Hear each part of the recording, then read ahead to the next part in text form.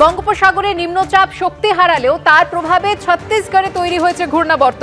কোঙ্কণ উপকূল থেকে দক্ষিণ বাংলাদেশ পর্যন্ত বিস্তৃত অক্ষরেখা।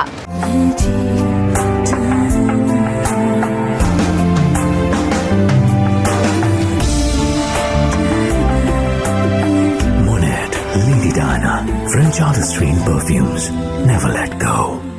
আজ কলকাতা সহ দক্ষিণবঙ্গের প্রায় সব জেলাতেই দিনভর বৃষ্টির পূর্বাভাস।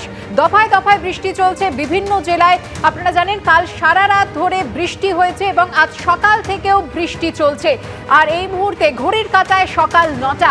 অফিস টাইমে ব্যস্ত পরিস্থিতিতে কি অবস্থা রাস্তাঘাটে সেই ছবি আপনাদের দেখাবো। তবে তার আগে জানাবো যে কেমন থাকবে আবহাওয়া আজকে। আমাদের প্রতিনিধি অরিত্রিক ভট্টাচার্য যেমন আমাদের সঙ্গে রয়েছেন, তেমনি অন্যান্য প্রতিনিধিরাও রয়েছেন।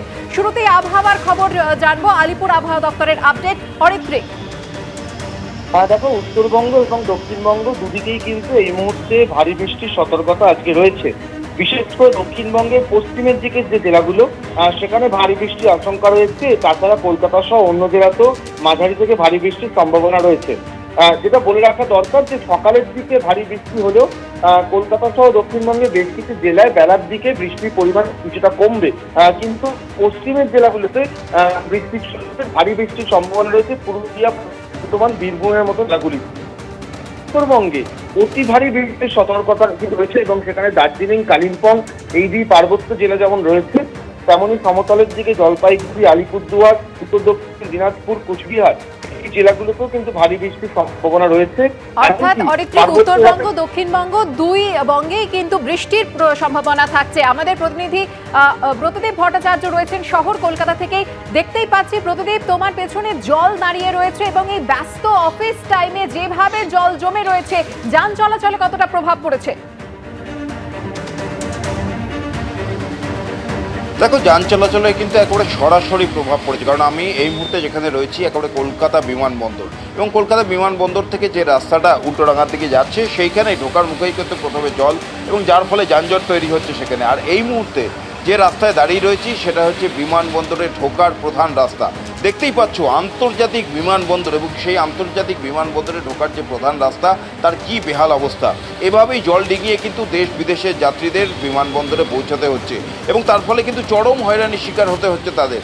দেখতেই পাচ্ছ, আমি একটু প্রতীককে দেখাতে বলবো, অনেক গাড়ি এই জল ডিঙিয়ে যেতে গিয়ে খারাপও হয়ে যাচ্ছে, বিকল হয়ে যাচ্ছে, যার ফলে কিন্তু সমস্যা আরও বাড়ছে, রাস্তার উপর গাড়ির চাপ বাড়ছে। এবং শুধু যে ঢোকার এই রাস্তাই নয়, বিমানবন্দর থেকে বেরোনোর যে রাস্তা সেখানেও কিন্তু একই রকম পরিস্থিতি। এবং যেটা অভিযোগ করছেন বিমানবন্দরের বিভিন্ন কর্মীরা, যে তারা নিত্যদিনই সামান্য বৃষ্টিতেই কিন্তু কলকাতা বিমানবন্দরে এমনই বেহাল অবস্থায়। তবে জানিয়ে রাখি, সুকন্যা ডোমেস্টিক এবং ইন্টারন্যাশনাল মিলিয়ে প্রায় 400-র বেশি বিমান কলকাতা বিমানবন্দরে প্রত্যেক দিন ওঠানামা করে এবং তাদের যাত্রীরা এখানে আসেন। এবং এই যে চরম হয়রানির শিকার হতে হচ্ছে তারা, তাই নিয়ে কিন্তু উষ্মা প্রকাশ করেছেন অনেকে, কিন্তু এই পরিস্থিতির কবে উন্নতি হবে কেউ জানে না। একেবারে প্রতিদীপ, তুমি আমাদের সঙ্গে থাকো।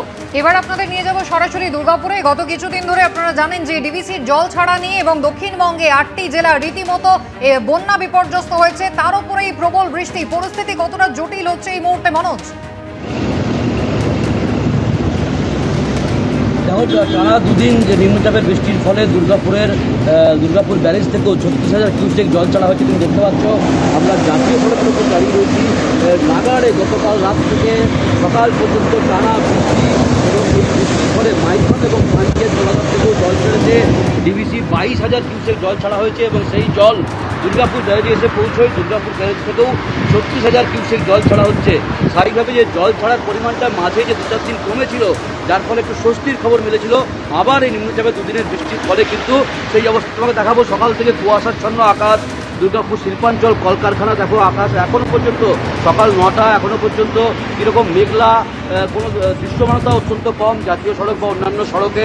এরকমই পরিস্থিতি কিন্তু গতকাল থেকে আজকেও অবধি কিন্তু একই পরিস্থিতি আজকে সকাল থেকেও দেখাবো তোমাকে। এবং যেটা বলা হচ্ছে দুর্গাপুর ব্যারেজ যে সেচ দপ্তর থেকে, যে যদি জল ছাড়ার পরিমাণ আরও বাড়ে, বৃষ্টিপাত আরও হয়, তাহলে কিন্তু এই 36,000 কিউসেকটা আরও বাড়তে পারে।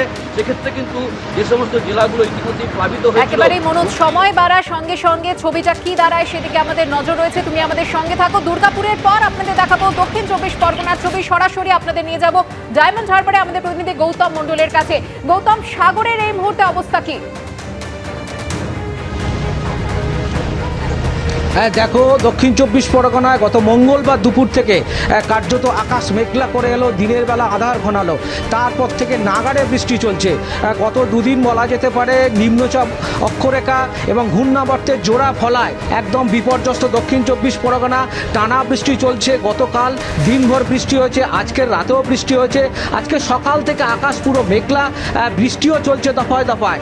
নদী এবং সমুদ্র কার্যত এই সময় কটাল না থাকলেও কার্যত কিছুটা উত্তাল আছে। এবং এর পাশাপাশি যেটা বলতেই হয়, এই যে পুজো, সামনেই পুজো, দক্ষিণ চব্বিশ পরগনা জুড়ে যে পুজোর প্রস্তুতি সেটা বেশ ব্যাহত হয়েছে। বেশ কিছু গ্রামীণ অঞ্চলে যে মণ্ডপ তৈরি করার ক্ষেত্রে যে ফাঁকা মাঠ সেগুলো জলমগ্ন হয়ে গেছে, জলে কাদায় একাকার হয়ে গেছে। প্রতিমা শিল্পীরাও বলছেন এই আবহাওয়া চলতে থাকলে সুন্দরবন এলাকায় নোনা আবহাওয়া, তার ফলে শুকনো প্রতিমাও ভিতর থেকে পচন ধরতে পারে। একটা আশঙ্কা করা হচ্ছে ঠিকমতো প্রতিমার অর্ডার তারা দিতে পারবে কিনা। এছাড়া বেশ কিছু নিচু এলাকা জলমগ্ন হয়ে পড়েছে। একেবারেই গৌতম, যে ছবি তুমি আমাদের দেখালে, দফায় দফায় বৃষ্টি হয়েই চলেছে দক্ষিণ চব্বিশ পরগনায়। অন্যদিকে পাঁশকুড়ার ছবিও আপনাদের দেখাবো। জল নামার আগে পাঁশকুড়ায় ফের বৃষ্টি, রাতে একটানা বৃষ্টিতে নতুন করে বেশ কিছু জলমগ্ন জায়গা হয়ে পড়েছে জায়গা। সকাল থেকে বৃষ্টি কিছুটা ধরলেও দিনভর দুর্যোগের পূর্বাভাস রয়েছে। যে সমস্ত এলাকায় কংসাবতী নদীর বাঁধ মেরামতির কাজ চলছিল সেই সমস্ত কাজই আপাতত বন্ধ রয়েছে। আর এবার উত্তরবঙ্গের ছবি আপনাদের দেখাবো। কোচবিহার জেলা জুড়ে গতকাল রাত থেকে বৃষ্টি শুরু হয়েছে, কখনো ভারী কখনো মাঝারি বৃষ্টি হচ্ছে। আকাশ কালো মেঘে ঢাকা, বৃষ্টি আপাতত চলবে বলে জানিয়েছে আলিপুর আবহাওয়া দপ্তর।